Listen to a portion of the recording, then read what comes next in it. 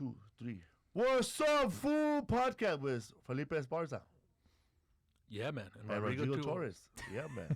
Let's try that again. One more. What's up, fool? Podcast with Felipe Esparza and Rodrigo Torres. Yeah, man. Yeah, man. What's up, fool? You look chilling, dude. What's tired, bro. Like, you took, like, the dab of the millennium. I just ate 2 edibles before I came over here at about 9 a.m. Oh, shit. The same ones? The same ones, bro. The same ones that Fluffy had on that Culture magazine? Yeah, we had to cut them up in 6 pieces, dog. Man, those edibles are strong. Hell yeah, they're fucking bomb, dude. They're so strong, Fluffy folded. Hell yeah, dog. Welcome to the end zone, fool. Those are strong, huh? Hell yeah, they're good, on your dog. back. If you eat the whole thing, what's up, fool? Chilling, bro. Let's give you a shout out, bro, right here, bro. Who wants a shout out right here? Count Hacule. Shout out to Marco Gutierrez listening from Visalia. Better be at the show next week. We'll see you there next week. Condolences to our good friend Rory and his wife Rebecca. Rory's grandmother just passed away. So R.I.P., man. Yeah, man. Yeah, man. Also, people, upcoming shows, May 12th through the 14th, I'm going to be at Fresno, Merced, and Visalia, California with Rodrigo Torres and Torres. Rodrigo Torres and Larry Bubbles Brown.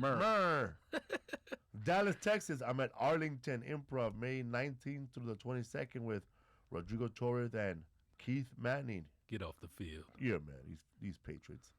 Chattanooga, Tennessee, May 27th through the 29th at Comedy Catch. I'm going to be there with Rodrigo Torres and Marcela Arguello. Also, watch Marcela Arguello on Cinco de Mayo. She's going to be at midnight. On Comedy Central. Yes. Also, Hoover, Alabama. I didn't even heard of this place, but I'm going there. June 3rd through the 5th at Comedy Club Stardom. Hit up fans at felipesworld.com for a couple of free tickets to this show in Alabama. Orlando, Florida. Only Alabama. Don't be hitting me up for no fucking tickets for any show in California. I'm not even going to open your email. Those begging ass hands. Orlando, Florida, June 9th through the 12th at Orlando Improv. Check out all the dates from the rest of the year at felipesworld.com/tour. Also, Chicago is not on here, but we're coming at you at Joe's Bar on Weed Street. I gotta forget Weed Street. Too much weed. Mikey O Production. Where's felipesworld.com Productions? We're gonna do a show there. It's gonna be Rodrigo. 4 shows. Rodrigo Torres and Marcela Arguello. I'm gonna be there all week because I'm showing up early. It's gonna sell out, people. It's gonna sell out, and most likely we ain't gonna add no Sunday show because Joe Diaz. What? We don't fucking do Sundays no more. I'll be at home with the baby. Joe Diaz doesn't do Sundays, huh? Fuck no, it's a Lord's Day, Come on, bro. how come you don't do Sunday, Joe Diaz? I don't like doing fucking Sundays, Felipe. That's for the Lord, the fucking little kid, and Terry. That's about it. All right. They can't get you to do no radio, you know? No fucking radio. We got the fucking podcast. What do we need fucking radio for no more? The fuck is going on? All right. That was Joe Diaz, people. Okay, Don't forget, man, if you're going to get something, get it through Amazon.com. But also, go to felipesworld.com, and there's a little window right there, and you can buy stuff through the Amazon page, and we get a little kickback at the end of the year. Not a lot, but enough to get Rodrigo some hair wax. This one. I just bought my computer parts through the portal, dog. That's what's up, man. I bought some Adidas off the portal. I think you and I are the only ones buying stuff, man. Lisa. No, I send other fools through there too. Fraker's buying shit through there now. I send people, man. They need help buying stuff. I send them through my page. We go to this page, then you go over there. You gotta get these fools to physically subscribe, fool. What's up, fool? Where were we at, man? Fuck, I got a brain fog too. We're just in Texas, Houston, Texas. Was Gene Pompa? Hey, yeah, I'm having Chardonnay for breakfast again. Yeah, man, I was fucking tight. That fool drinks like James Bond, but he solved no crimes. You know, Gene Pompa? Yeah. What's up, fool? We have a guest here, man. The one and only Geoff Keith. Geoff Keith, man. What's happening, brother? Funny ass motherfucker. Yep. I saw the fool rise to the top, bro. Let me give him my long intro, bro. Wait a second, I'm at the top? You are the top, bro. You're into the What's Up, Fool podcast. We're number 50. Yeah, man. On everybody's list. Hell yeah. You get an intro? No, I did. The intro? It's funny, man. I'll give you I did Barry Cat's podcast last week. Thank you very much, Felipe Esparza. Hell yeah, bro. I know how he talks, dog. Barry. His intro alone to me last 30 minutes, bro. This guy right here. It was 30-minute intro, bro. My bio is not that long. He shouldn't be our guest. He wanted you back. No, bro. I mean, his intro was a whole page long. And I took a little peek, and it was like my name.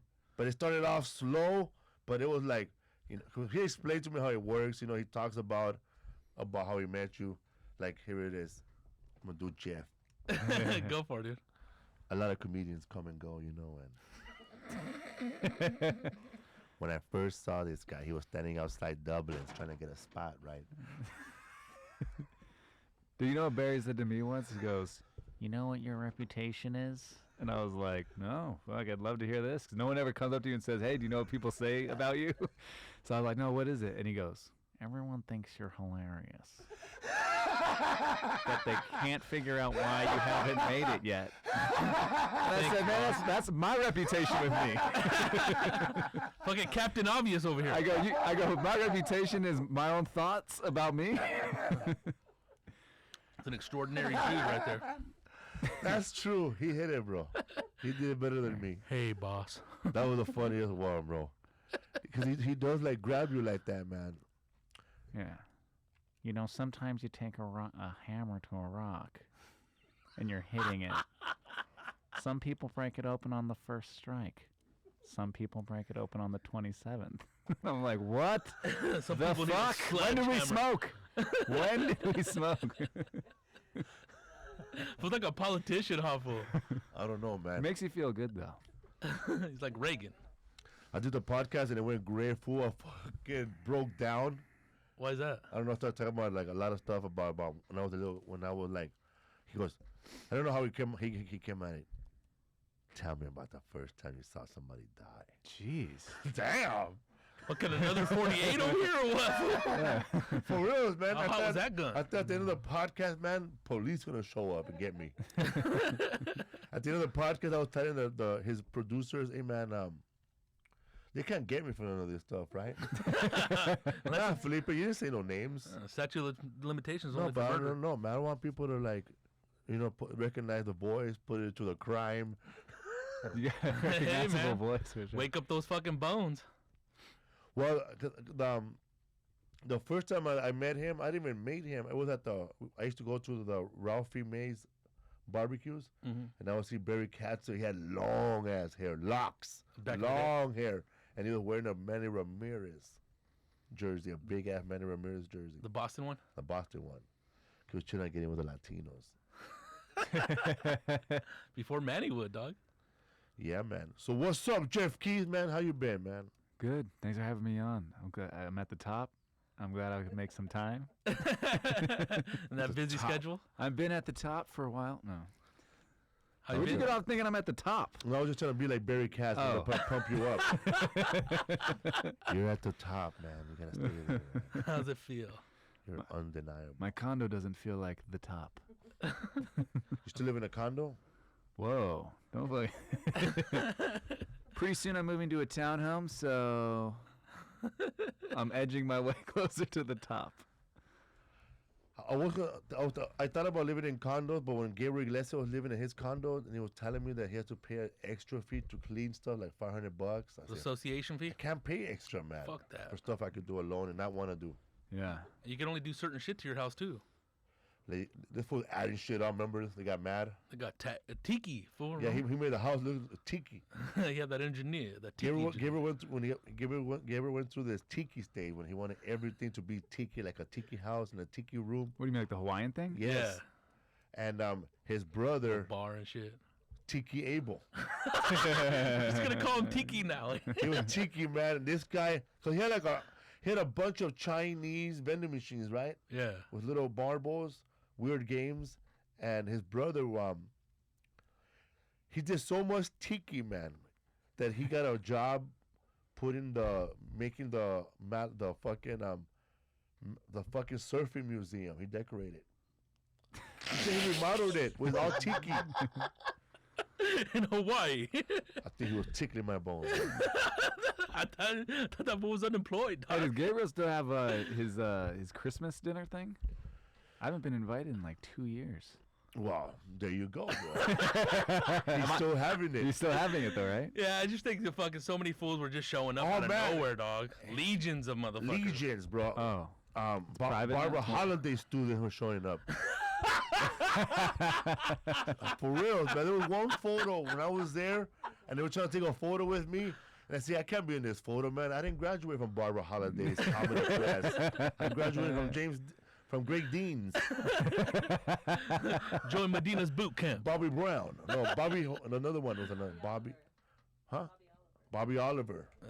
That's right, Bobby Oliver. I said, I can't be in this photo. I didn't graduate from Bobby Oliver's comedy class. I just went to her Christmas party. That's it. Right there, guilty of... It was Sherms, bro. Sherms. That was my wife's Mexican, and so her whole family, like, a lot of them still live in Mexico and stuff. But that was before we were married. That was a big in with her families that I knew Gabriel. And I got her, for, like, Christmas, I got her parents tickets, because I asked Lance. I was like, hey, man, is there any way? And then he's like, yeah, no problem. So he got me, like, 2 tickets for them. I think they're, like, VIP tickets, too. And, her dad, he was like, hey, we had, like, a really good time at the, Fluffy show. That was good. He's like, 'cause, I used to like George Lopez. That's how my father-in-law talks. I used to like George Lopez, but, he's, like, too political now. So, I don't like, he said, fuck Bush.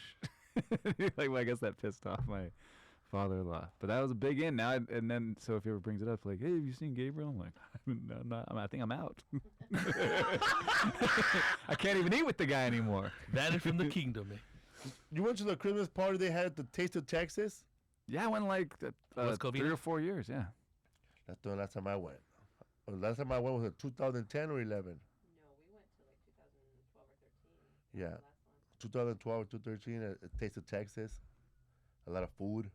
I went to the first one, man. The first one at Paul's Kitchen in Alhambra. Mondo set it up, right? Yeah, that was the first one. And then the second one, Hussein was there. Or the first one was at the Haha, no? No, yeah. The first Christmas party that Gabriel Iglesias had was at the Haha Cafe. And they had a magic show and everything. Yeah, dude. Why didn't you have it there anymore? Jack and Terry charged him too much to rent the Yes. There was roaches in the place. Because Jack wanted to make that into a comedy show, and Gabriel said no. And then the Paul's Kitchen one was that was a tight one, dog. I thought, I forgot that was the first one, man. The Haha was the first one? No, it can't be. No, it was Paul's Kitchen, then there, and then Paul's Kitchen was the first one. In Monterey Park. What's up, fool, man? Where you from, man? This podcast is great. When you're reading your own tour, you're like, and you can go to Felipe'sWorld.com. like you're surprised by your own website. It's a note / tour. What the fuck? Nothing's up, man. I'm writing on a game show right now. I've been trying to look at how bored you look. You're like, fuck, game show. It's for Byron. It's for one of Byron Allen's. Oh, you work for Byron Allen? Right now, yes. It's good, man, because I'm still getting my checks. The only show that pays doesn't pay. I did Byron Allen, the show, what's it called? Comics Without Leash. Comics Unleashed, yeah. Comics Unleashed. And I still get checks from that. Hell yeah, that's cool. Every month. Every month? Not every month. Every time they sell it to somebody. I've done it a few times. I got to check it like once every 3 years. I did 2 episodes, and they sold the episodes to a new station. Every time they sell the episode to a new station, I get a check. Get a little cut. A little cut. Oh, I got to check on that shit. The first time I did it was good because I did it with real famous comedians, so I got to play a lot. Yeah. I was with the Pitbull of comedy.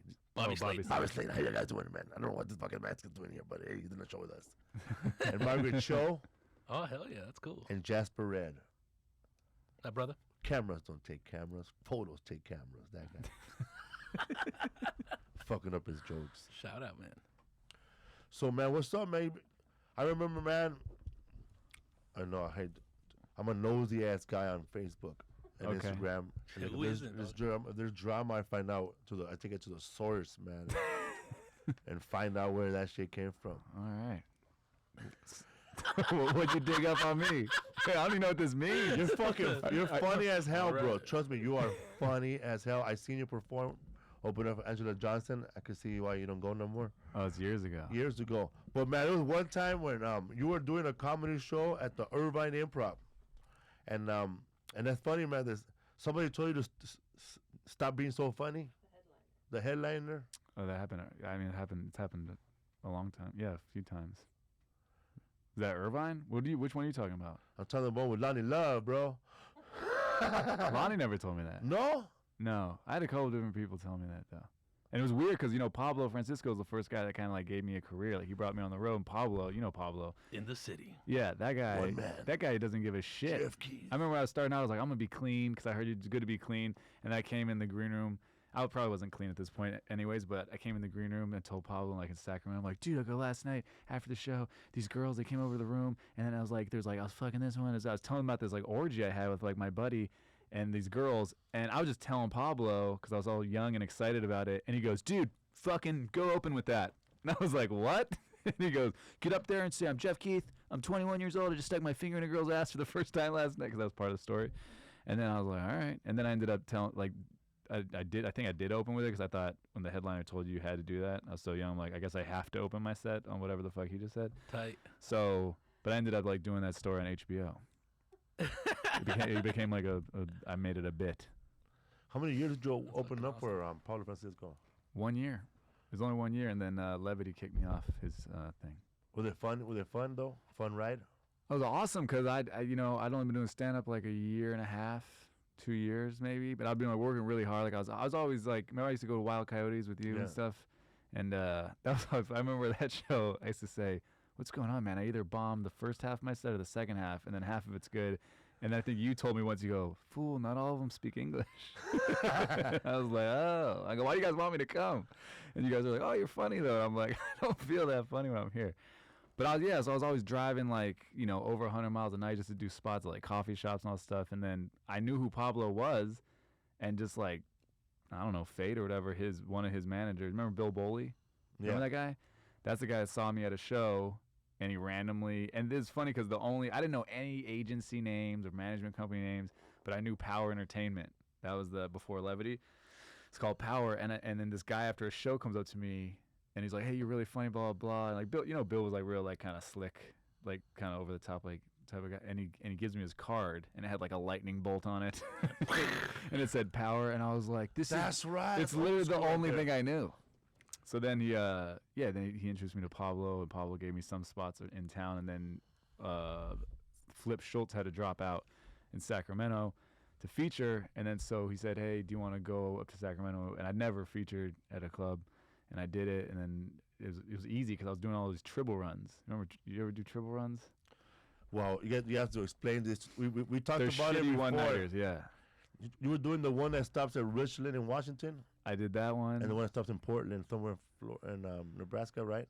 I didn't go to Nebraska. I went to Montana, Idaho, and Washington. But Okay, those are like, they're tougher gigs. Some of them are good, and some of them are they're bar gigs, and you have to do a lot of time. So it's like doing 3 Wild Coyotes. Pretty much, dude. Yeah, so I got to do this Sacramento like feature at a club with Pablo, and it's sold out, and it's a great crowd. It was the easiest thing probably I'd ever done. And then so Pablo was like, "That kid's not a host. Don't have him host for me anymore. Like he's, I want to bring him on the tour." But I think the higher ups never were big fans of mine. We're at the Punchline. No.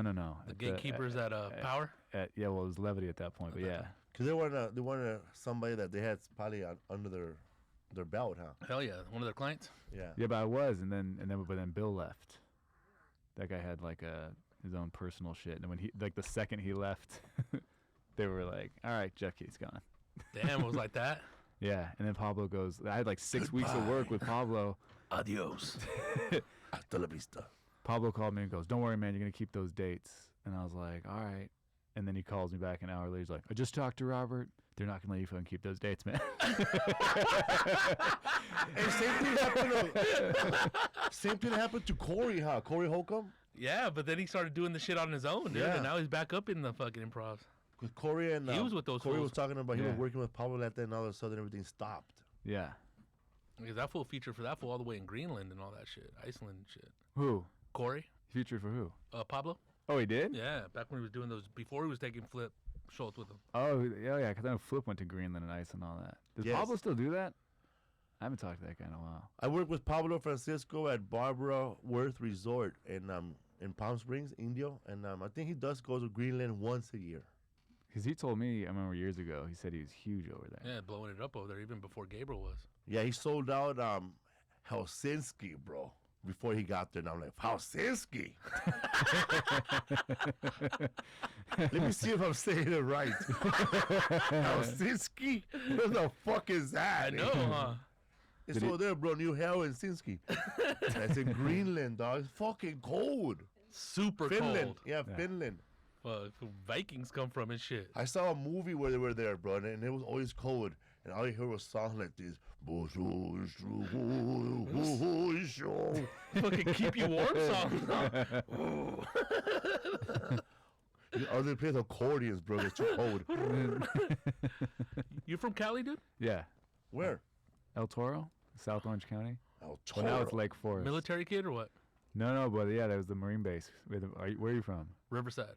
Okay, yeah. See, we had the Marine base. El Toro, bro, used to be a Marine base with an Air Force base, and now it's all gone. All that left is a big orange. Yeah, we used to go to air shows there. Yeah, they had that. I didn't know our Marine base was that popular until the movie Independence Day came out. I remember Will Smith goes, I gotta go report to El Toro. And there used to be movie theaters on El Toro Road, where they've been gone forever now. But I was watching it at the movie theater, so all these Marines in the theater, everyone starts cheering, and I was just fucking like, what?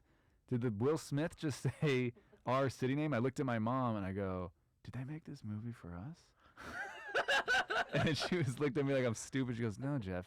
She goes, our Marine base is it's a pretty big Marine base.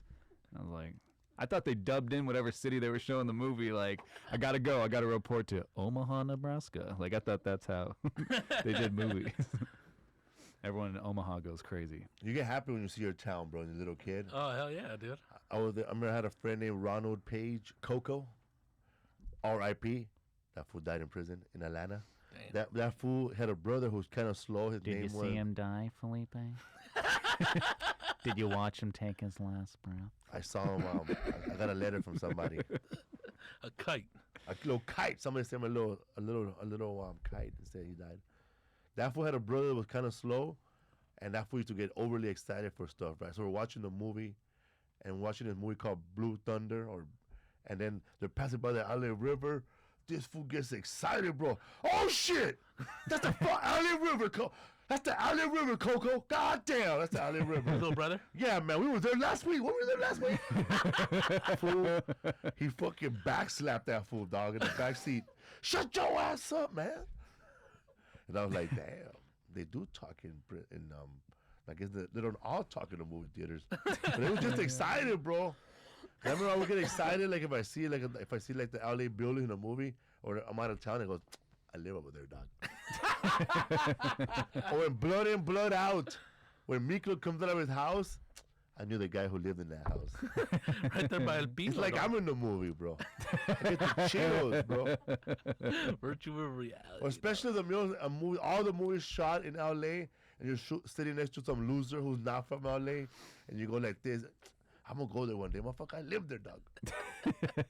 I'll get you a postcard next time I'm there. See that window right there, motherfucker? That was our flat. So, man, it was tough in the beginning, right? Well, it probably is tough right now, right? What? Doing all those, like, driving 100 miles. Because I would do that also myself before Last Comic Standing. I figured every day I got to make $150 somehow. So I'd do, like, $50 gigs. Yeah. And I would drive to all of them. Yeah. Plus, I had my room, too. And that room paid me $50.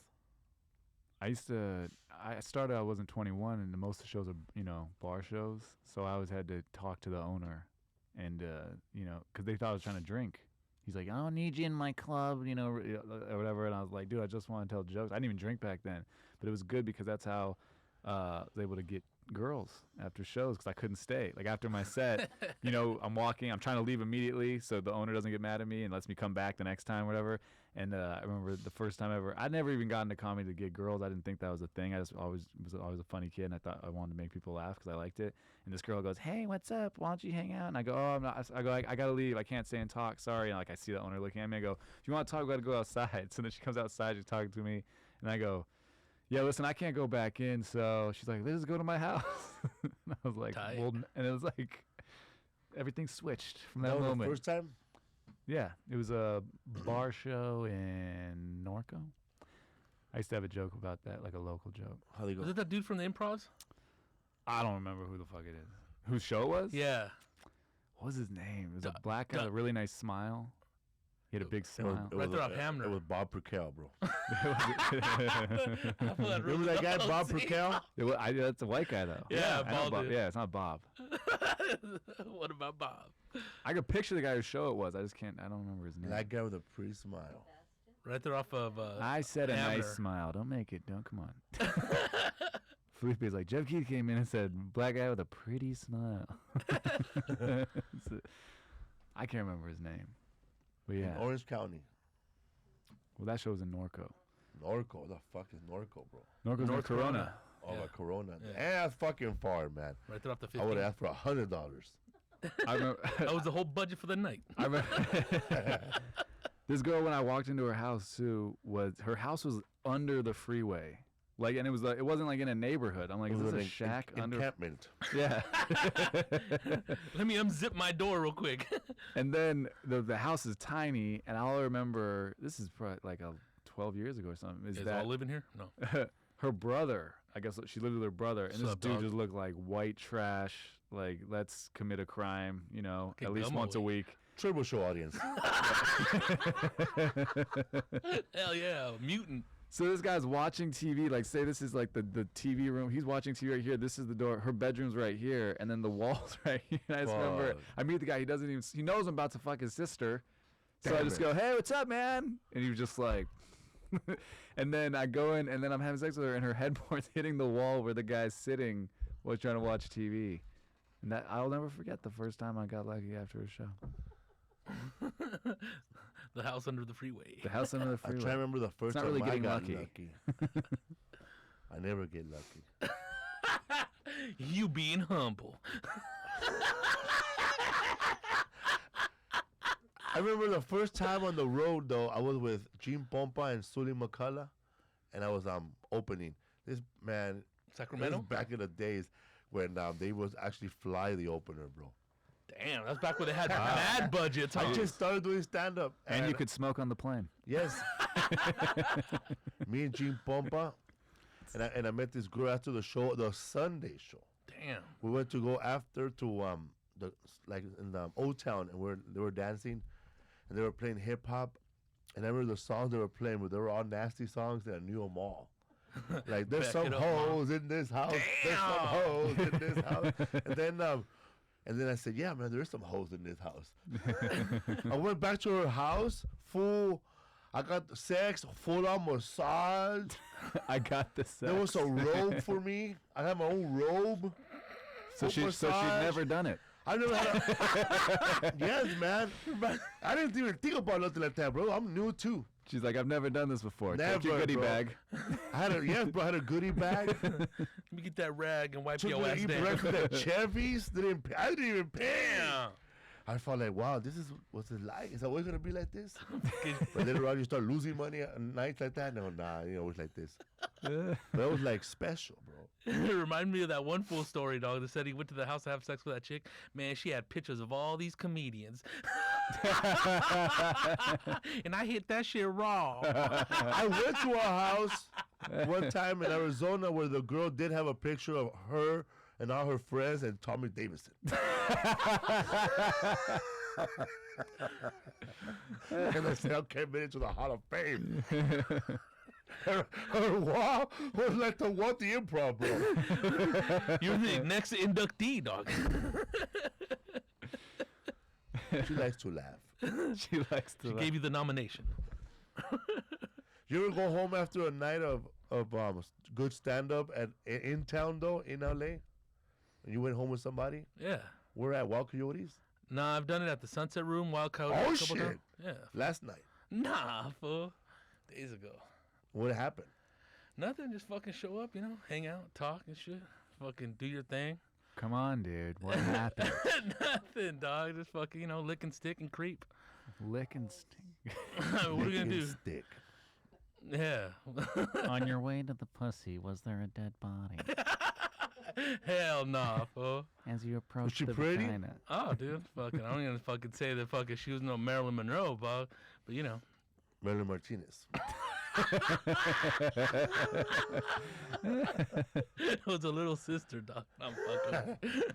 Oh man, I hate when people walk up to me, man, and like fans that've been fans forever, man, fans forever. Then they hit you with, "I'm thinking about doing stand up." Oh, that's the worst. Get the fuck out of here. That's the worst. Great. That's The so worst, awesome. right? You lost a fan for life. Yeah, and then the guy's wearing like a FedEx hat, and you're like, I'm thinking about delivering the mail. Like, Cause you know, like I was expecting, cause you know, some comics go, "Oh, that's fucking great, that's fantastic." You know what I mean? yeah. It's like, nah, motherfucker. Oh yeah, have you ever seen those comics? You're like, oh, it's awesome, man. Everybody Oh should my do it. Like, what kind of God, fucking dude. comic are you? So this bullshit ass positivity, dog. It's not, get together, man. Have a little writing circle, man.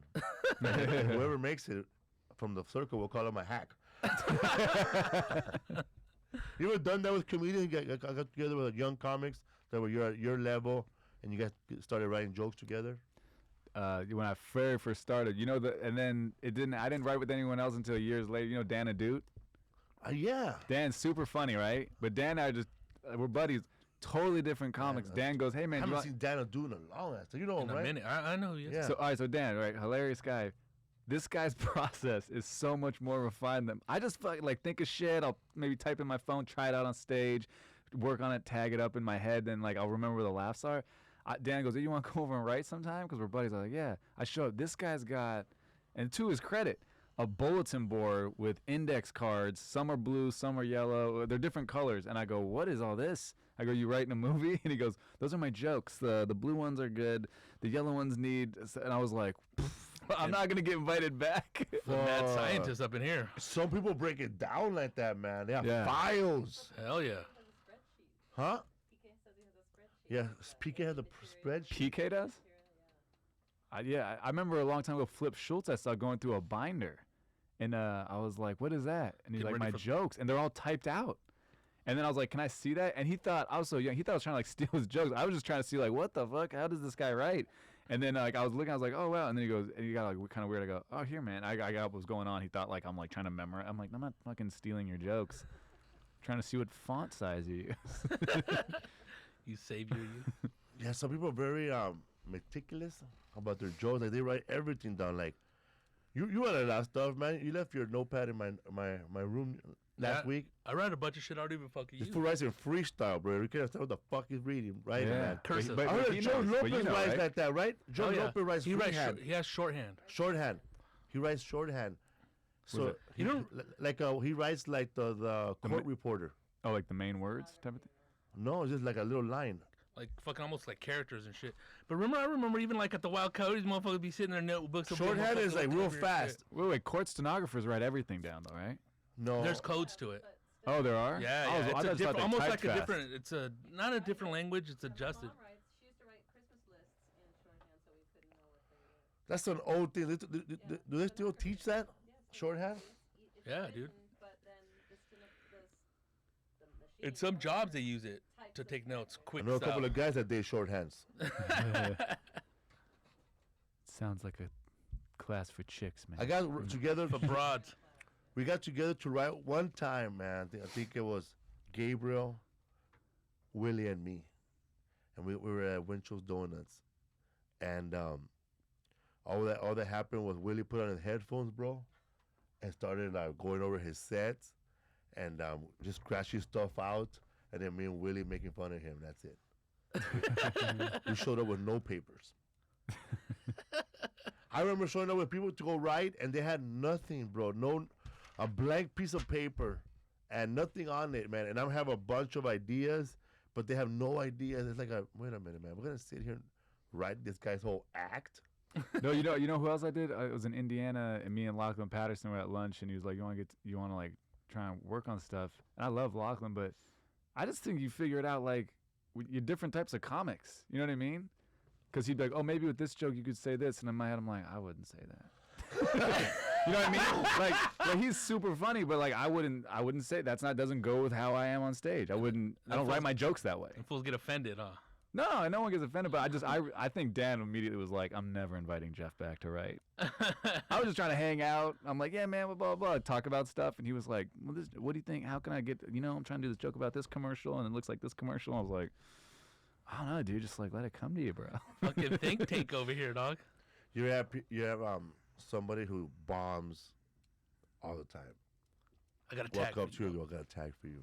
Oh, yeah. But as soon as you get off the stage, Yeah. and you just finished seeing him bombing. And he goes, you know what you should say here? And it's always like a hacky line. Yeah. You should talk about black people having bad credit. And I'm like, oh, okay. There you go. Is that the angle? Get out of here, you fucking Or gargoyle. Jay Masada, he gives you a punchline from a comedian you know. You should do this. And say, what Rodrigo does that. He stopped. Oh, my God, dude.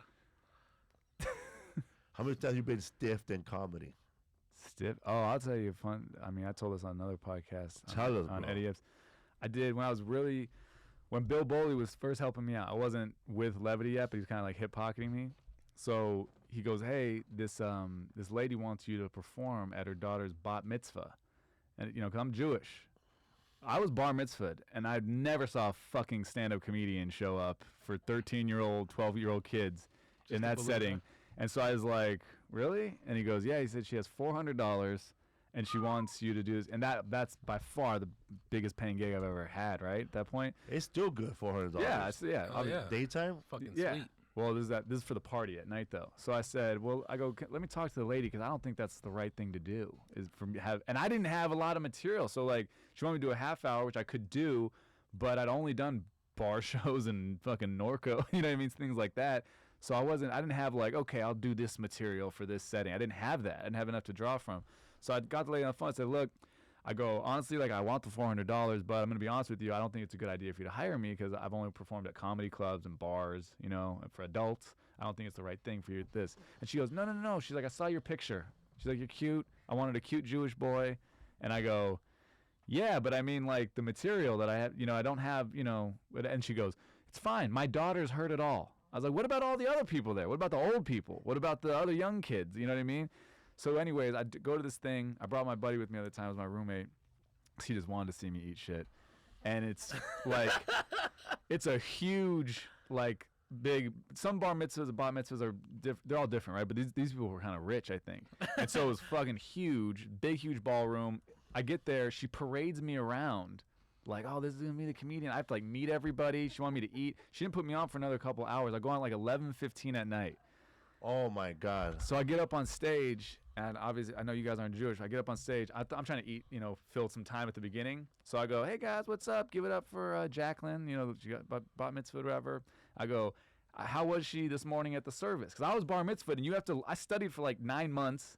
And you have to perform, you have to do stuff, read from the Torah, like our scrolls and everything. I had to do a lot of shit, and then you get a party, like if your parents have money for it. So I said, how was she at the service this morning? This is one of the first thing out of my mouth. This old Jewish lady goes, what the hell's the matter with you? That's how it starts. And I'm like, I got to do 29 minutes and 50 more seconds. So I go, huh? I go, what's going on? And no one looked at her like she was crazy. Like, and I go, I was just curious how she did at the service this morning. I bet she was great. And she goes, what's your problem? And I go, fuck. I don't know. I showed up with no problems. Now I got one, and it's you, lady. Like, What about a pearl stolen? So she says, what's your problem? And I said, I don't have a problem. I don't know what's going on. I go, I bet she was great this morning. Let's hear it for her at the service. And she goes, we're Orthodox. And I said, I know. So I bet it was like a lot of stuff she had to do. She goes, she's a girl. And I'm like, what's going on? And I didn't know this. Orthodox is like really religious Jews, right? I guess if you're a girl, you don't read from the Torah. Because females aren't supposed to. Not good enough. You got to be a man. Yeah. So she doesn't read for the Torah because she's a girl. We're Orthodox. And I go, we gave her a wig. yeah, I said, wait a second. So she just gets this party for doing nothing? And that's how my set started. And the dad who didn't hire me, I was up on like an elevated stage. He's got his arm on the stage just looking at me like, who the fuck are you? Like, why are you here? Is my wife paying you with my money? So who is this guy, Stainfield? It's the second coming of Christ. So then I pretty much eat shit for a half hour. One table enjoyed it. That's cool. And there was a lot of tables. And then so I'm leaving, and the lady said she's going to pay me after the show, right? And so, of course, I'm not going to press her on getting the money right then, but I was like, whatever. So I'm like, okay, cool. Bagels and get out of here. So then I leave. The lady sends me a check for $125. What a bitch. It was a Jewish show. That's what pissed me off more, because I'm like, I said this to her. So then I call her, and I said, hey, lady, I got your check. It's for only for $125. It's supposed to be for $400. And she goes, no, it was always $125. I said, look, miss. I go, we have the email. I go, you said on the phone. I go, if you want to give me something, you should just give me 100, because then you could say I said 100, not 400. You can't do 125. All those numbers are different. You know what I mean? And she goes, and she finally just goes, no. Well, you know, you bombed my daughter's bat mitzvah. She thought saying that was gonna hurt me, and I go, yeah, I know. I was there. I was like, I totally bombed. I go, I also told you not to hire me. I told you this is a bad idea, and you wouldn't listen to me. You said I was a cute Jewish kid, and that's all you wanted. I go, it's not my fault you hired a bad product. And then she was like, you're lucky you're getting what you're getting. And I said, look, lady, you know what people say about us as a people? I go, and now you're going to fucking cheat me out of money? And she just never, you know. You should have chosen that bitch to the people's court. Dun, dun, dun. The Jewish people's court. Here we have Geoff Keith, who was promised $400 for bar mitzvah that he didn't want to do. Over here we have the plaintiff who says, I hired a cute comedian. He's not that cute after all. He bombed. We have my grandma here who said, what's going on here? Pearl. Who the fuck is this guy? Dude, the way that lady answered sounded like Fred Stoller's mom. You know Fred Stoller, the comedian? He always talks about his mom, and she always says things like that to him. Like, we had on a podcast, he said he was going to go apply for a job at Burger King. He goes, Mom, I'm going to go apply at Burger King. Yeah, they're waiting for you. That's weird, man, because I thought, like, so you're a different type of Jew from them. From the people that fucked me over? Yeah, yes. I'd like to think so. Different sect. Because there's the Hasidic too, right? Sephardic. Sephardic. Oh, there's Hasidic, yeah. Yeah, Hasidic is a sect, but Sephardic is just Yeah. bloodline. Sephardic's a bloodline. I'm Ashkenazi. Ashkenazi. Yeah. I'm going to use that, bro. And I couldn't chilling like an Ashkenazi, bro. I couldn't explain to you exactly what that means. I think that's the European one, right? Yeah, I'm Ashkenazi. Rodrigo's 1% Jewish. We took Who? Ancestry.com. Who's 1% Jewish? Rodrigo. No way. Yeah. And They say, man, he is kind of tight. fuck that, I ain't cheap. Nah, he shares. Cheap ass his fools out there. meals. I went with some cheap ass comics one time. Fuck, dude, there's fucking. Remember that one time we were going to San Diego? Motherfucker gave me $5 for gas money. Where you going, nigga? Newport? Dog. Dude, I had a guy that I won't say who it is, but he does jokes on stage like calling Jews chief. This guy's not Jewish, but like he just kind of does like easy ass. Andy Kern. Yeah. What'd you say? I said Andy Kern. No, but so anyways, we went out to eat one time, and then we got the same thing, and he was like, "Here, man, I'll just put it on my card." And because of the Jewish stereotype, I've always like over tipped because I don't want anyone ever to be like, you know, I went out to eat with Geoff. 18%, you know, whatever. Oh, totally. So fucking, I over tip. I give plenty for like, it wasn't even that much. You know, it was probably like, you know, $11. I gave like $17 just to make sure. Whoa. This dude fucking, I had a hat on, so I was like, I wonder what this fucking guy tips, Mr. making fun of Jews all the time on stage. This guy gave like a $4 tip on like a $35 meal. After I gave him all that extra money, so this guy barely paid shit. Dude, I hate those dudes that do it on the cards just to get extra money for themselves, dog. Fuck that. That's why, you know. I don't do that anymore. Fuck that shit. Or there's people who do that, like, Oh, dude. they figure it all out and they put it on their card and it adds up to enough for everything. He don't even tip no more. Oh, yeah, we were talking about that bag of shit the other day. Piece of shit. Ugh, dude, gross. What about you? Are you with somebody and they order way more than you? And then they go, you want to just like split it? Both cards? We'll just split it? And you're like, yeah, I guess. What the fuck, man? Yeah, you're on the other side of the teeter-totter, motherfucker. I got lettuce wraps. You ordered 3 porterhouses. We're going to go down the middle on this one?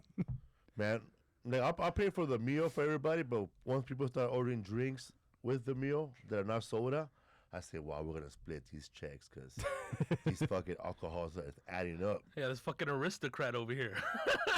Fuck that. This guy has Merlot right now. I wanted to do for my wife for her cousin's birthday. It was one of the nice steakhouses or whatever. And my wife goes, she goes, I'll get a glass of wine. And they're like, all right.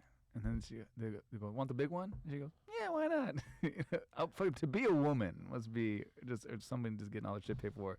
Then she gets 2 of those, right? And they're $15 each. So then our bill comes, and I said, and everyone's like trying to split it up, and I'm like, I just immediately hate everybody at the table. Like everyone goes, oh, my steak was 42, so here's 42. I'm like, what? You've never heard of tax? You never heard of tip? 42, motherfucker. It's 55. Yeah. Oh, dude. So then I said to Chris, I go, ours is like 160 with like tax and tip and everything, right? And she goes, how did ours become so much? And I'm like, you ordered $110 worth of shit? What do you mean? My buddy who plays like professional basketball in Spain. Don't be lying. I used to be in the NBA and stuff. This guy makes a ton of money. I went to breakfast at, BB's in Burbank. I used to live right across from BB's. I love BB's. We go to breakfast one time, and he goes, "Can I get 2 extra pancakes?" This guy's 6'9", though. He goes, "Can I get a milk on the side? Can I get a plate of fruit? Can I get all this?" And then the check comes in. He goes, "How the fuck was my bill $40?" And I go, "You just kept adding things to the meal. You think they just come for free because you sat down? Like it's not like you pay for like your seat, and that's it." He's lucky not in euros. Look how you got me all started on money. You know, man, it happened to us at Reno, by the way. Like, the check came out, and everybody put in $20, and then, and it was enough. But then people started ordering drinks. Then people don't understand they gotta put an extra $2 extra every drink you buy. Yeah, dude. And it's like I look at the tax, I just double it for the tip and shit. But there's some motherfuckers just go exactly for $49.99 and that's it, dude. No tax, no tip. Fuck that. And if it's some extraordinary service, give them some more on top. Fuck it. Who's the guy you guys are talking about? What happened in Reno? He's anonymous. He's anonymous, bro. He hatches eggs. Nothing, fool. He's a soldier. He's Birdman. Oh my god, dude. That's crazy. But you played ball in college, though. You have some mad hops, right? I don't know about that. My back's all fucked up now. I can't even move now. But I played Division III basketball, and I was the last guy off the bench. I was the guy that when you got in the game in the movies, everyone's excited. And the first time I ever got in a game in college was our home tournament. Packed, like it wasn't like I didn't go to a big school, but it was packed, stands are packed, and my buddy couldn't play, and he's 6'4", and the coach hated me so much. We all got new jerseys that year, right, my freshman year, but he didn't give me new shorts, so I got the old shorts that they've been using since like 1982, and then I have the brand new shiny jersey. So my buddy Drew said, "Hey man, you're probably gonna get in today because we're playing like the number 11 team in the nation. We're gonna get the shit kicked out of us, so you'll probably get in. Why don't you wear my shorts so you don't look like an idiot out there?" I said, "Thanks, man." So I get in the game, and his shorts are long. And I used to wear high socks when I played, so I'm wearing them like high and everything, but you can't see what I'm wearing because my jersey's big or whatever. And then, so I get in the game thinking, hey, I'm Ollie from Hoosiers, I'm the guy everyone's going to cheer for. And the home fans were like, "Pull up your fucking shorts." And I was like, "What?" And then some guy yelled "faggot," and I was like, "Whoa." I was like taking the ball out of bounds with my home fans. So even my home fans hated me. I wasn't very well liked by the head coach or the fans. Scored 5 points that game. No, when I asked you in the beginning was because I don't know where I was performing at, and you had tweeted that you were killing all week. No, I didn't. No, you were killing all week. I never tweeted I'm killing. No, you were killed. I'm not that fucking type of comic. Huh? You told us this in person. This story. What story? I don't remember. I never tweet out I killed. I don't remember telling me in person ever. Where at? I don't know. Wherever. Okay, get your facts straight before you come in. Tell me the story. I'll tell you where this shit happened. You can stop me. I hate comics that say I killed all the time. No, on Twitter. you didn't kill. Okay, maybe I'm saying that you said you killed, but no, you killed. I know you killed because you kill all the time. You're on top, man. You're in the Division I comedy. And, you don't come in second no more. No, this is because see, when I had Ty Rivera right here, he was in beef with somebody, but he's always had fights now. Ty's But- always. Yeah, I but love now Ty. I figure out I got a lot of shit to do on the road. I find out where the source of this fight started. So I was reading your tweets or your Facebook or your Instagram, and I know that you were having a good set somewhere. But I know that the head, maybe I'm How long ago is this? 5 years ago or 4. Okay. And the headliner was, you were destroying the headliner, obviously. And I think the headliner told you to slow it down. And you didn't slow it down. Turn down the funny. Turn down the funny. I never been told to turn down the funny before. That was a tweet. I tweeted that someone told me to turn down the funny. Yes. I swear he told you this in person. No, man. I read this. And you turned Just down tell me the... the story about what happened with me. I don't even know. You turned down... Some comedian told you to turn down the funny. Sounds possible. And then yeah. somehow you didn't know how to turn down the funny, so you just got fucked up instead.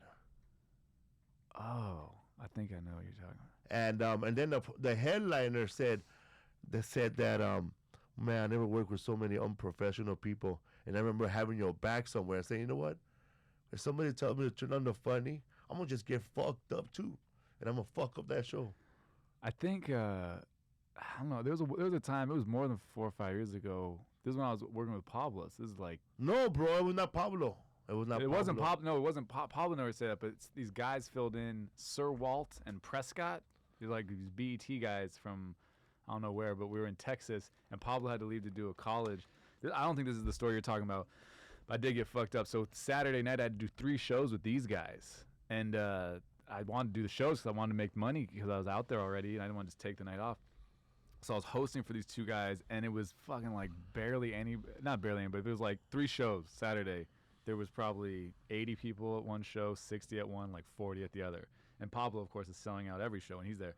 She's a And beast. these guys the whole time were like, I was young. I was like, hey, nice to meet you. Blah, blah, blah. What do you want me to say? And they're like, oh, you don't know about us? And I was like, ugh. And they go, we're the next motherfuckers in comedy. And I was like, okay. So Sure. is that what you want me to say? Next motherfuckers in comedy, right? So these guys were just fucking garbage. Black Gable. They're just idiots. Well, one guy was actually nice. One guy was like way too cocky. And then so by the 3rd show, I did get fucked up, and I was like sitting on the stage, like on the edge of the stage at the Addison Improv.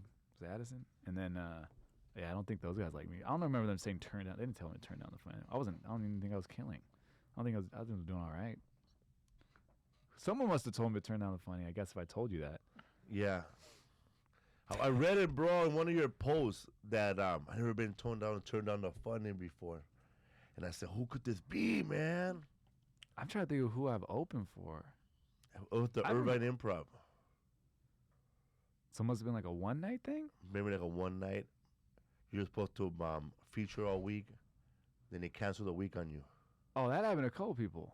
I won't say one of them. One guy, yeah. Well, Eddie Griffin fired me from the stage. Nigga stepped on my shoes. Man, I told this guy not to put on my F-100s. He Give me fired tip me. her. He fired me from the stage. From the stage, you were why, on fool? stage? No, he was on stage. It was 2 shows. It was supposed to be the whole weekend. I was hosting. This is also a really long time ago. This wasn't 4 or 5 years ago. And it was me hosting, and then Lonnie Love was featuring. I was doing like 7. Lonnie was doing 15. Then Eddie was doing whatever the fuck he wants. And the first show on Friday, he gets up and he goes, "Give it up for the fucking white boy," and his crowd like cheered. They really liked me, and he didn't. I don't think he expected that. And then so the second show, he gets up on stage and goes, "Fucking white boy, you won't be back." And the crowd was kind of like, like they weren't like upset, but they're also just kind of like, oh, well, that was weird. And I remember thinking, he should have said it the way he said it last show, like give it up for the white boy, like whatever. And then Clark came up to me at Ontario and goes, "Yeah, no, he's serious." I was like, "What?" He goes, "You can't. So you're not coming back the rest of the week." And then somebody else who I won't name fired me from Ontario like a month later. And I thought they were joking when they said, "Hey, he doesn't want you back either." And I was like, "Ha ha ha!" And he's like, "I'm serious." I was like, "What? Another week of work and I got canceled on?" And then a guy, Christian Finnegan, told me the first week I ever worked without Pablo, like after I've been with the nicest guy ever, the nicest headliner ever, so supportive of me.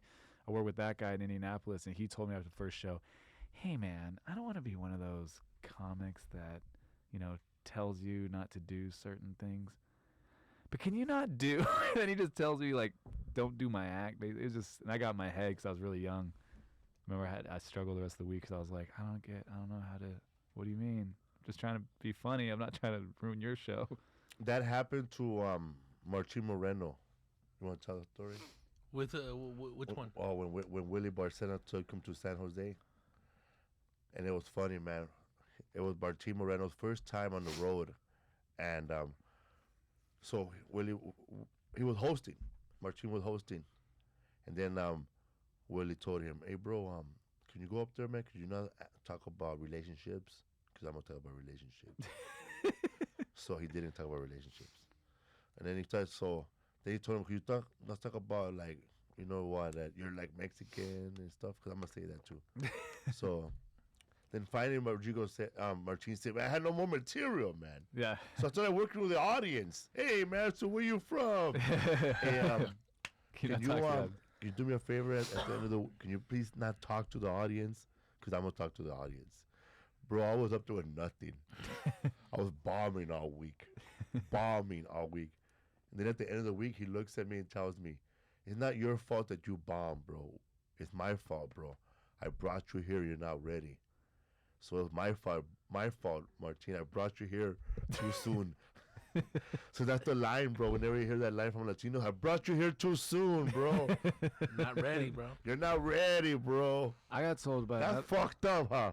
I won't tell anyone that ever opens for me. I'll never tell them not to do anything unless they like lifted one of my bits, which has never happened. I'll tell them if that joke's bombing all week.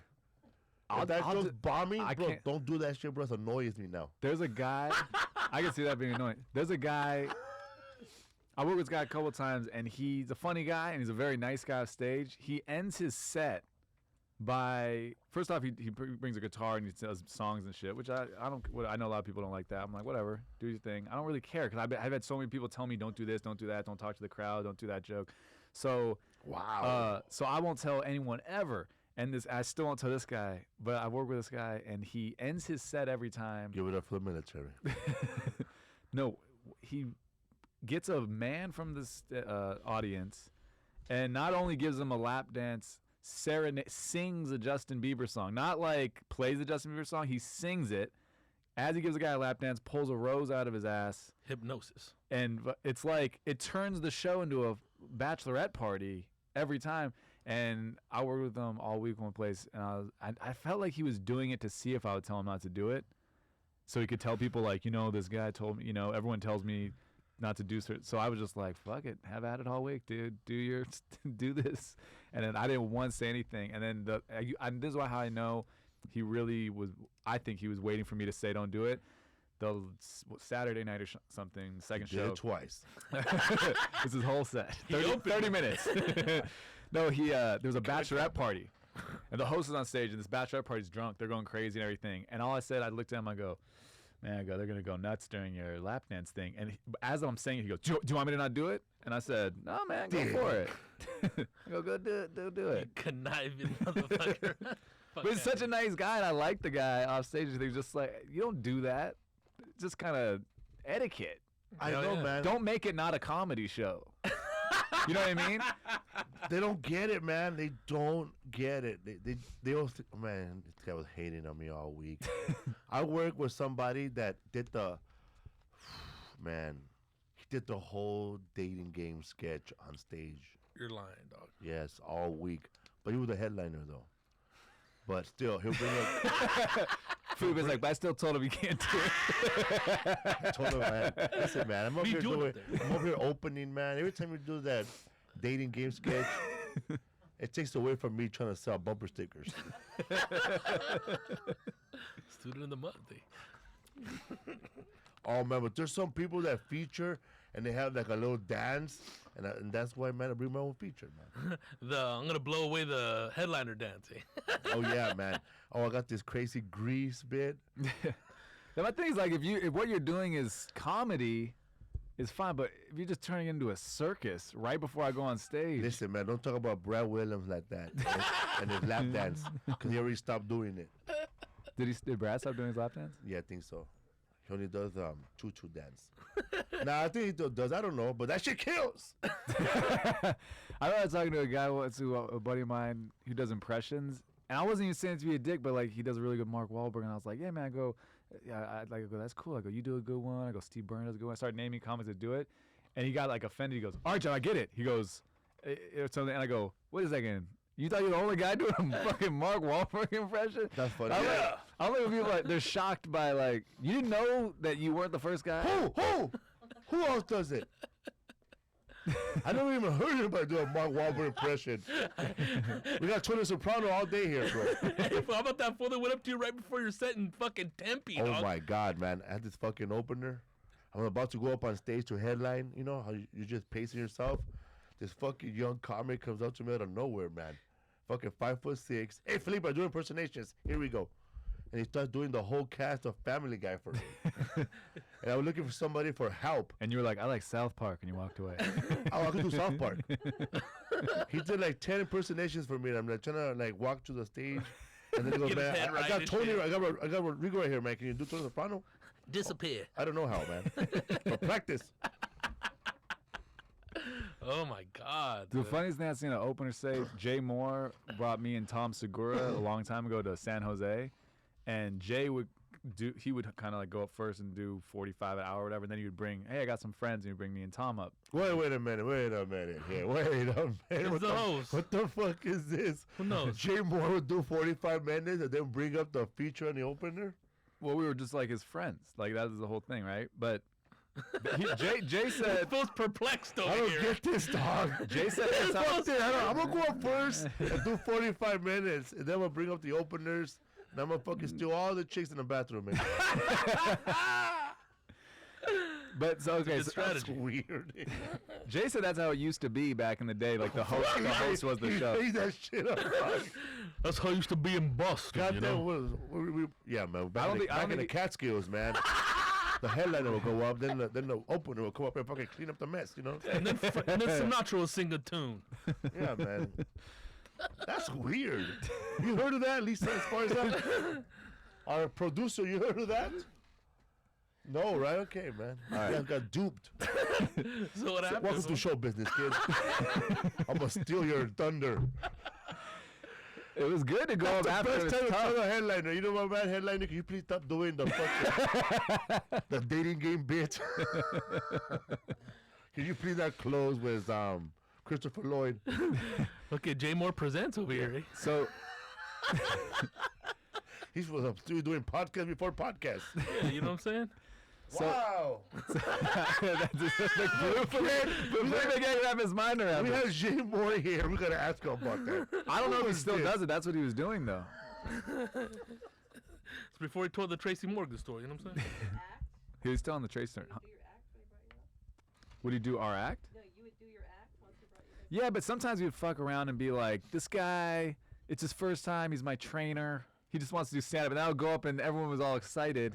And then I had all this material and it was would work. staged. But he did that once. But he would do like, he'd just fuck around. But usually he'd just say, I got some friends. I want you to see they're really funny. And, you know, a lot of people would check out. But a lot of, you know, it's good. You had to win over the crowd after the guy they came to see for an hour. So anyways, the club San Jose booked another guy on the show who wasn't supposed to be on the show, and Jay was cool about it. So he's like, all right, whatever. Well, you can go up and do 10 before I go up, and then I'll just take over the show, right? Okay, Sean Disley. So this guy's on stage eating shit, and he's doing racial jokes. The white guy's doing racial jokes, and Jay's really funny, but Jay does some racial stuff. But he's a comic, you know, he's funny. He's not forcing it.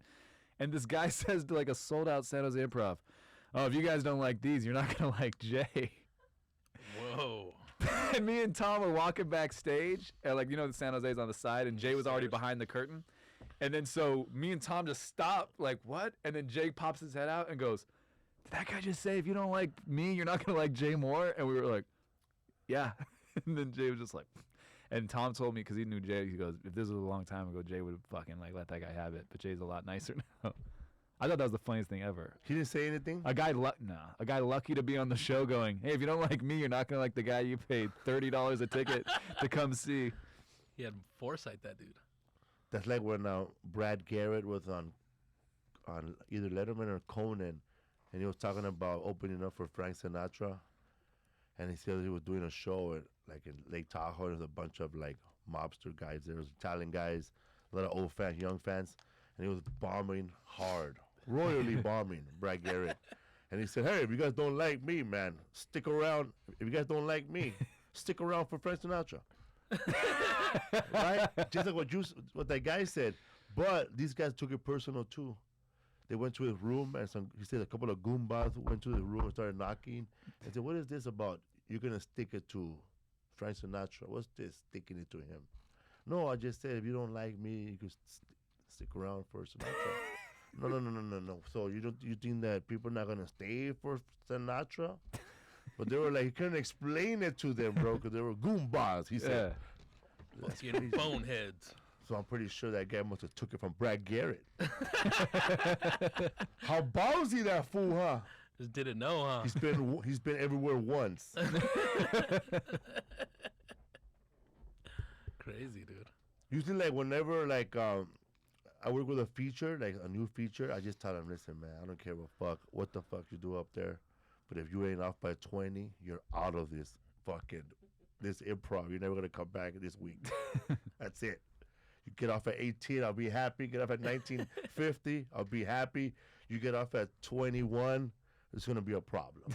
I thought I'd tell him, man, because when I was on the last Comic Standing tour, the guy that would go up before me, he'll try to go up longer than me, and not even kill. Like, we're just up there filibustering comedy now. Yeah. You know what I mean? Just get off at your time. If you don't get off at your time, I'm going to say that there's respect, and I probably will cancel this person. Trying to do that blow away set. Yeah, I'll try That's to do the worst when you're not having a great set, or you see someone not having a great set, and then they keep trying to end on something huge. I'm like, what the fuck makes you think it's gonna turn around? At the last like, this crowd's not that in. I'm not saying you're bad everywhere, but like, this crowd wasn't feeling it. You're not gonna just go, "Okay, let me try this. All right, now I'm gonna do this." Hey, you guys like impressions? I have this other story about this wood chipper. Hold on. The transformation up here, dog. I saw a lady a long time ago at a Just for Laughs showcase. We're all doing 6. This lady did 16 minutes. Damn. She just kept doing other closers trying to end on something big. I'm like, whoa, that's like almost 3 times your time. That's like your feature doing 60. Did she make it? Probably. They're probably like, "We like her spirit." You're on an MTV show, right? Am I on it now? No. Yes. I was on a couple MTV shows. Undateable? No, that's an NBC show. Okay. Then I would be closer to the top. We would have had you here before Ron Funches. That's Ron Funches' show. I was on Disaster Day for a couple Disaster seasons, Date. and then I was on, that was close, bro. A date? Dating show? Yeah, and then I was on Jerks with Cameras on MTV, which lasted 1 season. It was on the fence to come back. There were people on the cast tweeting at MTV, "Come on, bring it back." I'm like, that's not how shows come back. I was like, that is probably not the way a show gets renewed. The cast begging for more work. Man, that reminded me when they canceled that show that Natasha Leggero was on, Agents, and they were all tweeting, bro, "Let's save the show." And I said, I just heard about the show right now. I don't think it's going to be saved. You want to know how stupid I am? I'm so out of the loop. I texted Natasha, "Congrats on the show," after it was canceled. I didn't know it was canceled. And she wrote me back. She goes, "Thanks, Geoff." She goes, it was canceled, right?" And I go, I'm so sorry. I've been on the road. I've not been paying attention. I just saw you and Mo were on this show. I know now. Like when they canceled Cristela Alonso's show, all her fans that she built during the show, we're going to band and get together and boycott ABC. Good luck. Good luck, man. Get to that mountaintop. Good luck. That's like when people are gonna boycott Exxon. We have there's other gas, lady. VP. Oh yeah, because of spill. Over there in the we're Gulf. gonna go over there. Or hey, have you seen a comedian fill out those comment cards by himself, dude, and put them in there? Oh, yeah. Fucking horrible, dog. Enough about Steve Hoskins. Scandalousness. Anyhow. That's how you gotta do it sometimes. You gotta break in. You gotta break the internet with yourself. 100 people loved you, and they got the same email address. They all live at the same house. Ooh, I got a suggestion for a comedian on Facebook as a friend. a second time. This fool has 2 friends. What's up with that shit? Like, I guess one friend's got filled. He started another friend, another page, another profile, yeah. Well, let's start off just fan page. That's what I'm saying, dude. 2 friend pages. Watch out who you add. Motherfuckers be hacking your shit, dog. Yeah, man. Comedian Trump. Oh, yeah, that's what we were talking about when we came in, that fucking thief. So I get an email from this promoter named Mikey O, because this guy wants to do comedy shows in that area. And this comedian has, in Chicago, this comedian from Texas, right? He's all like in a suit. I do upscale comedy. Damn. And you guys know George Lopez. You guys know Fluffy. I'm better than them, man. Whoa. My comedy is more real. It hits the people. That's his line? Yeah. And then it's just a guy who never did open mic, never got robbed, never met a chick after a show. And he's doing this comedian named Gilbert Esquivel, all his bits, bro, like word for word. Like, I understand, like, even when you saw other comedians do the bit, he changed it a little bit. No, bro, I never seen a joke not change at all. Fucking verbatim over here. Yeah, he's like doing like potpourri, comedy potpourri. Doing his hits? The hits, bro. Fuck, scandalous. And he already did a show, but he's doing private little shows, like he'll rent out the show at a hotel, and then invite little fans, whatever fans he's had, and they're being fooled. Hoodwinked. How does he get people to come out though? He has a guy named Paul Whiskey, Paulie Whiskey, and that guy has like 724 Instagram followers because he does 724,000. Oh. So he does like he's huge difference. He's a Vine. I was like, I have 700 Instagram followers. He's a Vine guy. Vine guy. So he takes this guy because this guy he has fans. Yeah. So do like a meet and greet and then do stand up. Jeez.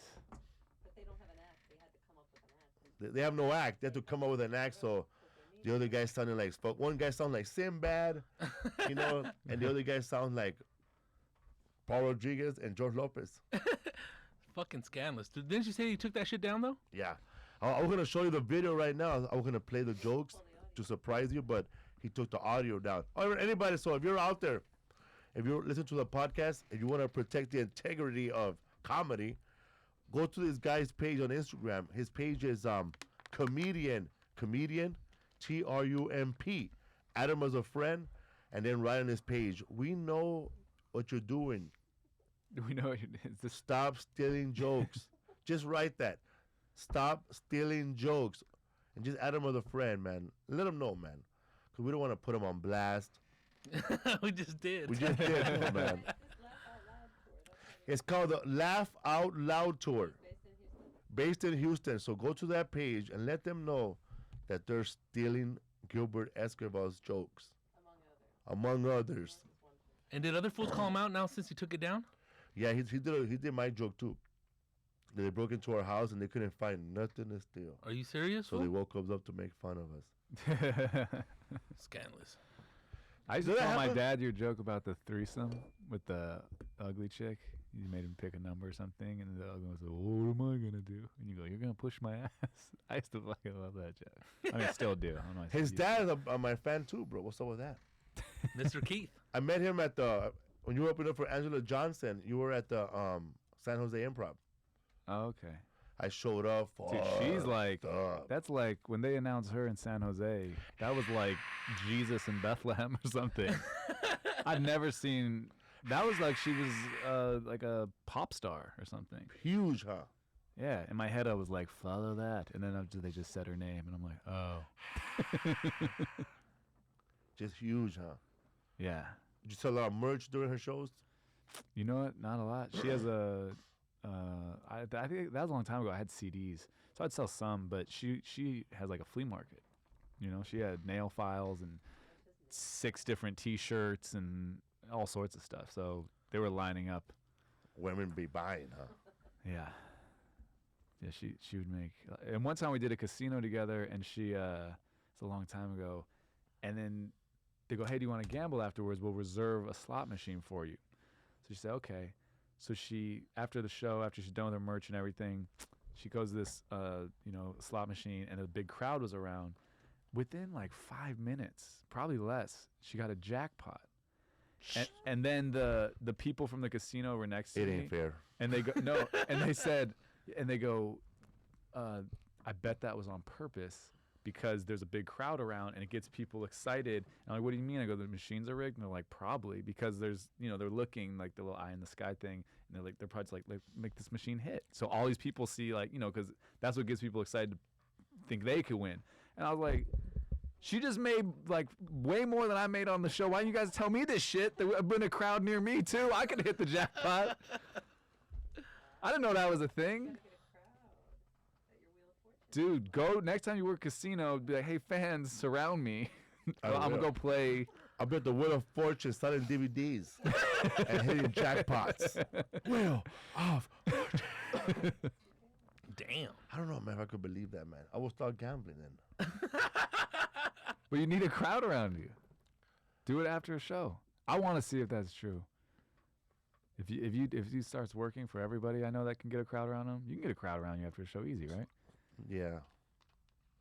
It's kind of, I don't know. You gamble. I'm gonna bet the Wheel of Fortune, man. Watch me win the jackpot. Pit boss, watch me. How long you been married? 10 months? Oh, wow, you're newlywed. July of last year. And my wife's pregnant. We're going to have a baby probably next month. A little Miklo, bro, on the way. What's a Miklo? It's a movie we saw called Blood In, Blood Out. And there's this white boy in the movie who's half white and half Mexican. Oh. And they call him Miklo. Yeah, it'll be my daughter. Mikla. Mikla. I've been married 2 years, huh? Almost 2 years. Wow, time flies. But I'm pumped. Yeah, man. So we're gonna get any dates you want to promote? I'm going to Vegas next week. Where? What? Stratosphere. That's where the people at the top perform. I think Seinfeld You are there at this the week. top. You're at the top, bro. Stratosphere had the roller coaster on the roof. The Stratosphere, yeah, I'm at the Stratosphere. I'm staying in town, trying to, get something going. I'm writing on that show. It's funny, I got these managers that were like, stay in town this pilot season, you're gonna be so busy. Oh my God. We want to rep you. I went out on 0 auditions. I was like, my mom used to be a teacher, now she's retired. She went on exactly the same amount of auditions that I went on. I go, you guys rep my mom? How long's my mom been working with you guys? I just think it's funny. I told him, I got this writing thing. I'll be in town. I'm ready to go. I never really had a pilot season. I'm like, this is great. Maybe I'm going to go out a bunch. Isn't it a weird business no matter how long you're in it? When someone tells you some bullshit, you still in the back of your mind go, I think this is it. And it's never it. It's literally never it. I know, I went to a couple of... I auditioned for Whitney Cummings' pilot. She has another pilot? Yes, on HBO. I read for the editor, an editor. And they already had a choice already. They were just auditioning people like me just for... They could say they were auditioning people. I don't get that either. I read for this movie, this other movie one time, and then it was for I read for The Cat. No, Felipe. They offered it to George Lopez already. He said yes. Wow, that's me offer something. Meow. Felipe, you want to be this guy who takes it up the ass? Nah, I don't. Do they really or do they really put it in the ass or next scene he's in pain? I'll do it if they don't show me, but the next scene I walk around in pain, I'll do it because now it's funny. I really hope you're not auditioning for things where literally someone puts a dick in your ass, though, right? No, I don't. You gotta talk to your team about that. Team Esparza, what's up, man? What's up with these porn auditions? I went to a lot of auditions, man. Didn't get them, but I've been talking to our showrunner, so we're developing a Felipe Esparza show right now. Hell yeah, dude. And cool. I spoke to another woman who was working at Cristela, and she wrote a pilot already. Oh no, she wrote was it a pilot? She wrote a pilot with me in mind. So I like to be in mind sometimes. or because before I would hook up with people who didn't have nothing written. But they want to attach my name already to it. Showed up with a blank page. That ever happened to you, Geoff? It's not written yet. It's not out there yet, but we want to attach your name to it to see if we get any bites. We're talking. Or you fill in the funny part. Yeah, sometimes people say something. They go, "Can you punch this up?" I'm like, "What part?" it's so serious. I'm like, "This is a comedy. You want me to get darker?" So what shows you been on, man? You been on Premium Blend? I was on Premium Blend. I was on Live at Gotham on Comedy Central. I was on. That's the one that had the hamburger in the audience. What? Cause one time Live at Gotham was sponsored by Burger King, and they would have a hamburger in the audience. I was on Live at Gotham. It was on Comedy Central. I think now it's on like Access or something, Gotham Comedy Live or something. Right. And I did Ferguson, which is now credit because the show doesn't even exist anymore. I did I did HBO. I did Jim Norton's Down and Dirty show on HBO, which lasted just for the 4 episodes we shot. So that's something most people don't know about. If it's gonna be on TV and no one's gonna know about it, I'll probably book that shit easy. And I did Jerks with Cameras and Disastrous. I was on one episode of Chelsea Lately, when this is like right before it started. What happened? It started to make people. It started to make people's. Joe Coy didn't like you? No. It started to make people's careers, right? Like right before that, Michael Cox, who's a great guy, now books The Tonight Show. Cox was like, he saw me on the HBO thing. He was like, I really want you on this. And I'm not I don't like celebrity gossip. My dad reads The Globe and The Inquirer and shit. So all growing up, I had to hear, guess who's got a drinking problem, or guess who slept with who, and I just hate it. Like I don't. Did you hear about the gerbil? So he wanted me to be on the show, and I'm like, it's not really my thing. I do my episode. I had some big laughs. I had a couple that like did not hit, and I just didn't really have that much fun doing it because I don't like talking shit about people I don't know. And then so afterwards, Michael comes up to me all happy, and this is what I say to the guy who books the show. I go, hey man, it's not really my thing. Literally like a month later, people who were just never did the road are like headlining all over because the show's so popular. It took off like right after that. And I email, I go, hey man, is there any way? And he's just like, nah man, we kind of got our. And I love Michael, but like I've totally fucked that up. Damn. A day late and a dollar shortly. I'm just an idiot. I'm like, you know. You ever see like a comic who's not that funny, but then he acts like he killed all the time? Yeah. And then that guy gets shit because people are like, look, I guess he did kill, you know? And then like I'll have a really good set, but like one bit didn't hit the way I wanted to, and after the show I'm like in a bad mood, and people are like, oh, I guess he bombed. I guess he did kill. Yeah, I'm that guy, dude. I'm the guy that always fucks it up for myself. Damn, man. You gotta meet the right person. What was the other thing? There was something else I fucked up bad. I can't remember. I don't know. I'm always. Oh yeah, one time I was in a meeting with the production company, and I didn't know, but I thought we're all joking around. They're all laughing and stuff, and I just started shitting on shows that they wish they produced. And my agent calls me. He's like, "How's that mean?" I go, "Dude, they loved me. They're laughing the whole time." And then he calls me back later. He goes, "Hey man, you know, when you're meeting with a production company and you're literally just shitting on shows that they wish that they had done," he's like, "Not a good idea." And I go, "Oh, looking back, I guess." Some other people, I don't know who it was, it's some daytime talk show. They said a celebrity was doing a new show, like a Ellen type thing, and I don't know where they saw me, but they called me in because I wasn't repped by anybody. They called me in. Oh yeah, they contacted my commercial agent, and so I meet with these people, and I wore like a suit. I'm like, I'm gonna be like an adult about this. I gotta book something. You know what I mean? I got a wife now, and I'm just crushing in the whole room. And I remember thinking like, this could not be going better. And then at some point I got to come over and made like a dirty joke, and I could tell it was like I just fucked up everything on that joke. And they're like, all right man, well, we'll probably call you in next week to do like there's a couple of you who want to see like the, you know, what do you call it, chemistry thing. I'm like, all right. Never heard shit. Hit them up. I was like, hey, I was just wondering. They're like, oh yeah, you know what, no, they decided not. And I'm like, it was that fucking dirty. Why'd I have to do the dirty joke? Damn. It's a fine line. It's an experience, man. And I know other people, I won't say his name. I know another person who's famous, has a great career, and I heard he was in a meeting with executives at a network once and got mad and picked up and threw an apple at one of the executives' chest, hit him right in the chest. And this guy still gets shit. I'm like, I tell one dirty joke. This guy's throwing fruit. Maybe they didn't like that guy after all. Hey, man, we hated that motherfucker. Yeah, man, fuck this guy, man. You get the show. Thanks for pegging him with that apple. Yeah, man.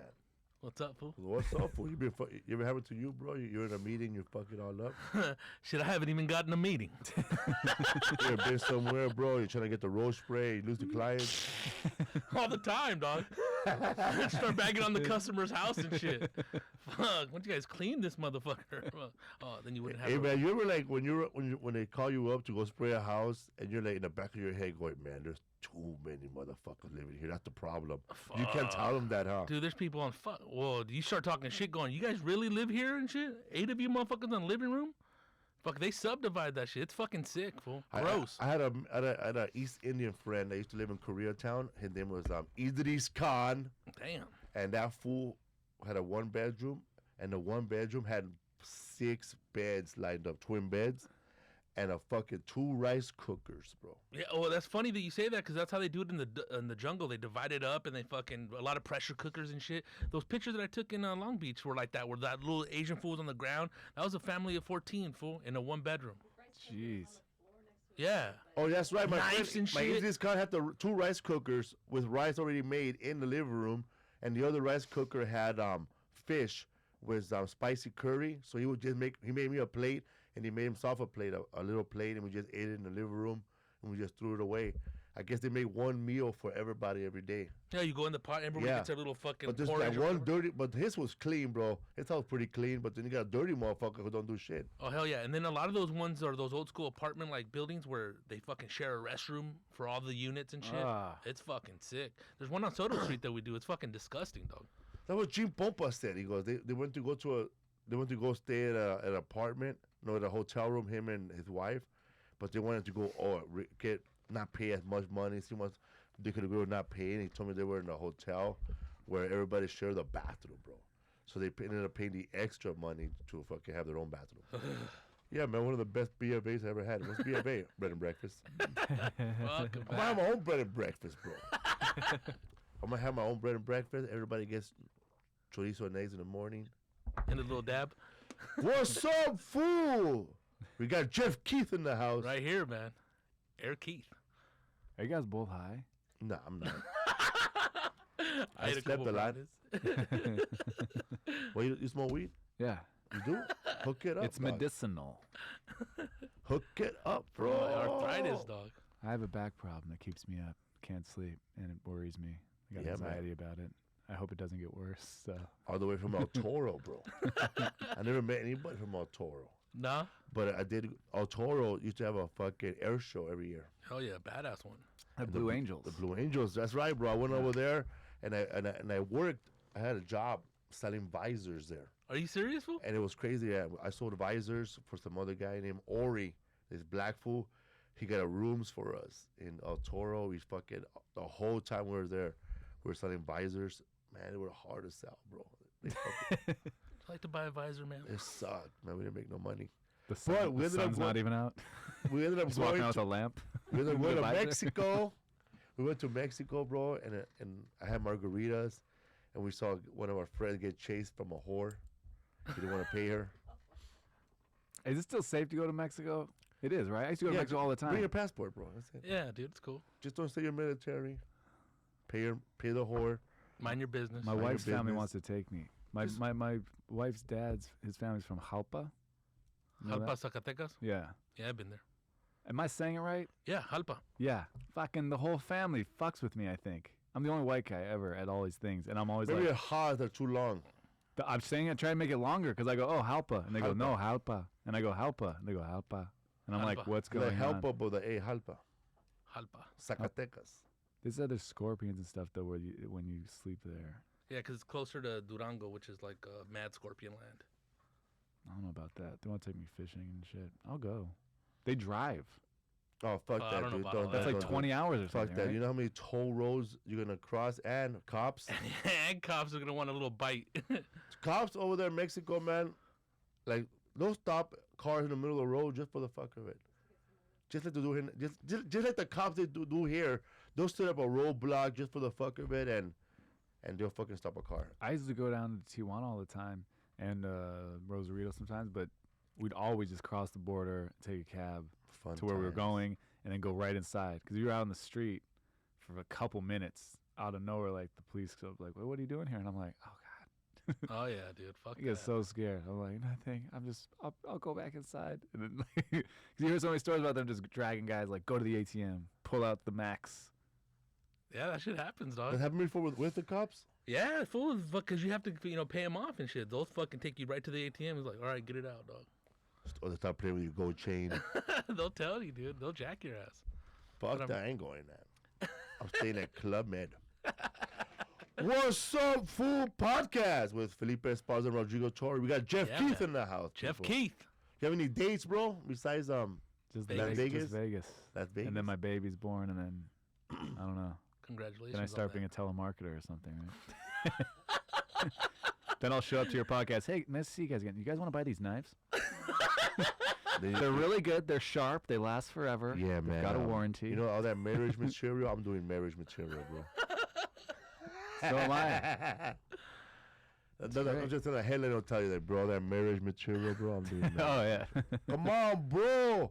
Oh, fool. What, dog? Oh, man. I wish we had time for this. Oh, man. Go I'll ahead tell you and this off stage. Plug it in. And I'll homie. plug it in. I'll tell you this off stage, but and then I will bring it back next week. Bro. Give me a little It's taste. too long, bro. That's what she said. Fool, one of the guys I met that I'm working with for the pilot. Oh, man. All right. This one. Next What's week, up, fool? Next week we'll talk about it, man. What's up, fool? Podcast. Thank you very much, Have a Geoff wonderful Keith. week. Thank you, Rodrigo Torres. Oh, thank you, dog. See you guys next time. Thank you, brother. Thanks for coming on, Jeff. Thanks. What was the thing? What happened, fool?